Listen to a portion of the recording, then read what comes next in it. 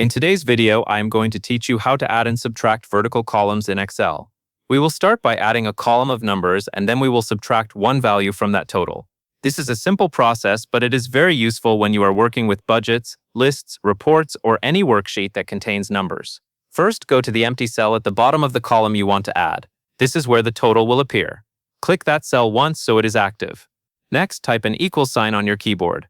In Excel, formulas always begin with an equal sign, so this tells Excel that you want to calculate something. After that, type the word sum in all capital letters.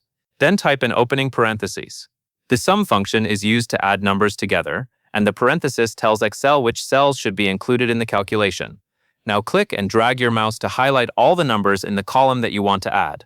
As you drag, Excel will automatically insert that cell range into the formula for you. This helps avoid typing mistakes and makes the formula faster to build. Once the full column of numbers is selected, type a closing parenthesis to complete the formula. Press Enter, and Excel will display the total in that cell. You have now added the vertical column. Next, move to a new empty cell where you want the subtraction result to appear. Click the cell and type another equal sign.